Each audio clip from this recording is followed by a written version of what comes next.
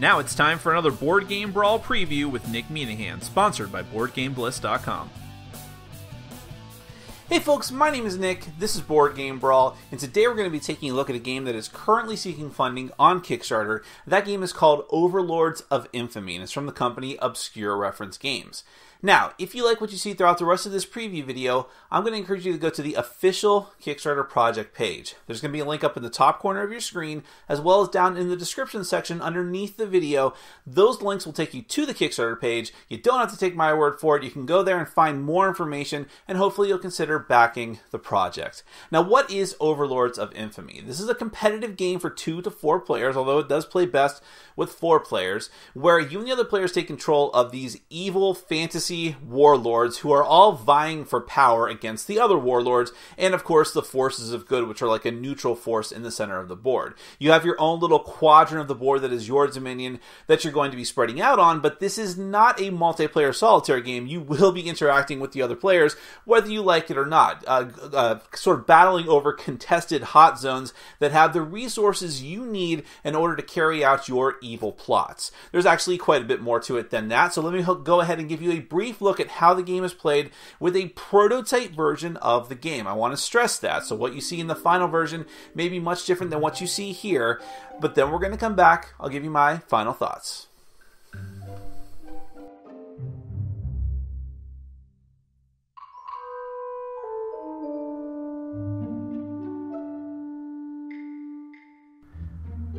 Overlords of Infamy is a competitive game for 2 to 4 players, and plays best with 4.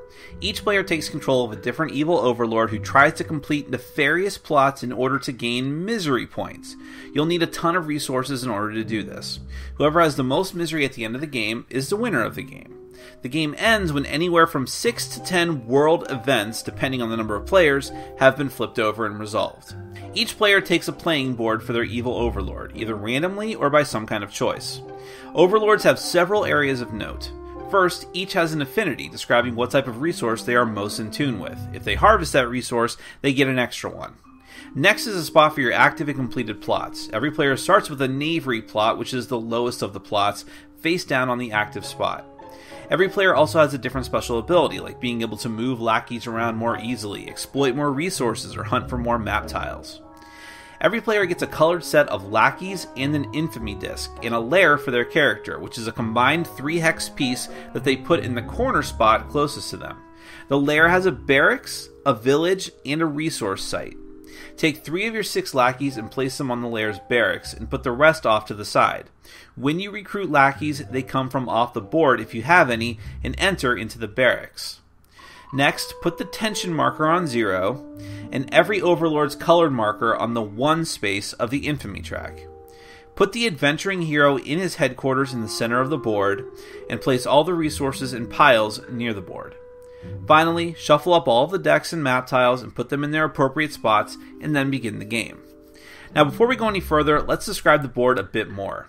Each player has a zone of influence over a quadrant of the board, starting from their lair and stretching to the red bordered hexes in hero headquarters. There are 13 empty spaces to exploit. The red outline spaces are contested zones. Overlords can harvest resources from these spaces if they've exploited the land near them, and can even knock their opponent's lackey from the same space. The spaces in the center of the board are the Kingdom of Good. Exploiting these spaces is the only way to get the powerful relic resources. In the very center is the hero headquarters, where the adventurer returns after fighting the overlords and confiscating their resources. When the hero is gone, you can try and steal these resources. The infamy tracker determines what level plots the overlords can pursue and which acts of espionage they can commit. The world tension track goes up as overlords complete plots, and when it hits 10, a world event card is flipped and resolved. These events can be bad and cause the overlords to lose resources or lackeys, but they can also be beneficial and help them. On spots 3, 6, and 9 of the track, the hero will move. In turn order, each player must spend 3 action points before play can proceed to the next player. You have several options, and most actions can be used multiple times in a single turn. First, for 1 point, you can harvest a resource or recruit a lackey. Take a lackey from your barracks and either put him on a resource site in your dominion, gaining 1 of that resource, or place him on a village site, immediately recruiting a lackey to your barracks. This action causes the tension marker to rise up by 1. Second, you can recall either one lackey back to the barracks for 1 point, or all of them for 3 points. Then they can be redeployed on future turns. Third, you can exploit the land for 1 point. Draw 2 map tiles, place one of them in your zone adjacent to your lair or another map tile, and discard the other to the bottom of the stack. Map tiles can have a village, resource, or both on them. They can also have walls or pitfalls, which will impede the hero's progress. Completing a plot costs 0 points and happens immediately when you have enough resources. Discard the required resources, flip the card to show everyone, and put it face up in your completed stack. Resolve any aftermath effect as well, which could give you persistent bonuses or force the other players to suffer a detriment. Your infamy goes up by 1, and you move the tension marker up 1 to 3 spaces depending on the plot. Also, for 0 points, once per turn, you can start from scratch, dumping your current plot to get a new one. There are also special actions. First is stealing a relic. If you've exploited the land next to a good space, you can send a lackey onto one of those spaces and steal a relic card matching the symbol in the space. You can only have 1 relic at a time. Second, for 2 points and a lackey, you can steal all the hero's treasure stash. This moves the tension marker up by 3. Finally, for these, you can sweep for infiltrators for 1 point to eject enemy lackeys in your territory. After using all your points, you can optionally do 1 act of espionage. You can only do this to an opponent if you have both exploited spaces either adjacent to the good territories or adjacent to the same contested zone. The effect depends on your infamy level. Level 1, Glean Intel. As long as you have 1 lackey in your barracks, you can look at an opponent's active plot card. Level 2, Infiltrate. You place one of your lackeys on a resource of a village site in your opponent's territory and then gain its benefit. Level 3, Plunder Resources. You can discard a lackey, choose an eligible opponent, roll a die, and steal a certain amount of resources. You can alternatively do this to the hero's stash. Level 4, Sabotage. You discard a lackey and put a sabotage token on another player's active plot. The next time that player would complete that plot, you roll a die. If the number is less than or equal to the amount of tokens on that card, the plot immediately fails. Level 5, Assassinate. Place a lackey on an opponent's space with a lackey and kill it, as well as take any resources provided by the space. Now, when the hero moves on tension spots 3, 6, or 9, roll the die to determine how many spaces the hero can move. The active player decides how he moves. For example, if he ends up on a contested or empty area, he stays there and blocks the Overlords from doing anything in that space. But if he lands on a map tile with a lackey, those lackeys are killed. The game ends after 6, 8, or 10 world event cards are drawn and resolved. Then you add up all of your misery points, plus 1 point per active lackey on the board, and half a point for every resource, and 2 for any relic. Add them all up, whoever has the most points is the winner. That's basically Overlords of Infamy. Let's get to my final thoughts.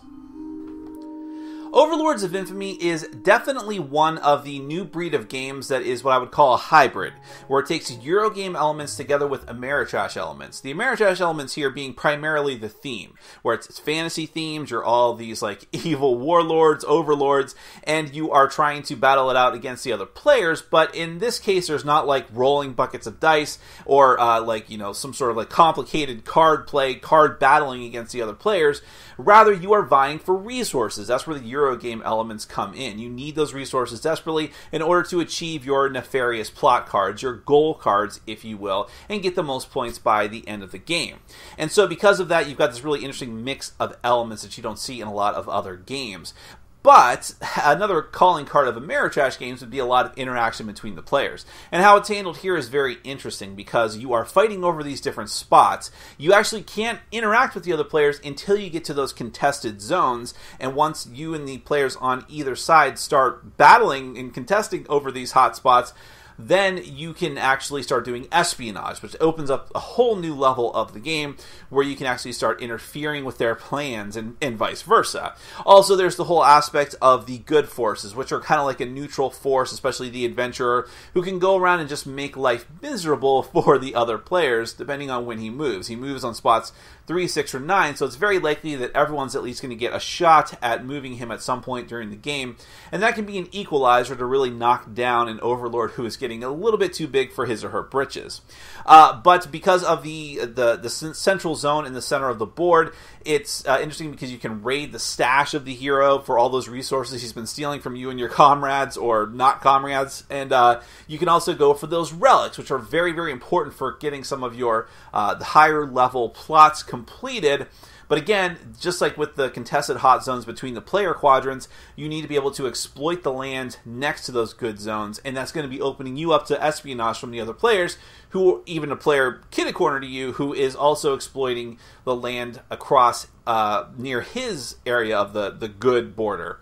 So it's really interesting how these things interact, how you all start off on like these little islands, but then as you spread out, again with tile laying, which is another Eurogame element, you are eventually going to run into each other, and you have to learn how to manage that with your espionage, with trying to get your resource management down. There's worker placement. There's just a lot of really disparate elements here that come together into a very interesting package. And the fact that the game, despite having all of these different things going on, is still relatively straightforward, relatively easy to learn, and also fast to play, which is a very interesting thing. I've seen other games like this that get bogged down in so many details and just complex systems that the game can just go on and on and on forever. This one seems to be relatively streamlined, which is going to make it have a broader appeal to a lot of people, I think. So if you're one of the people like me who's looking for something interesting, who is looking for something that is mixing different game elements and genres together into a whole new,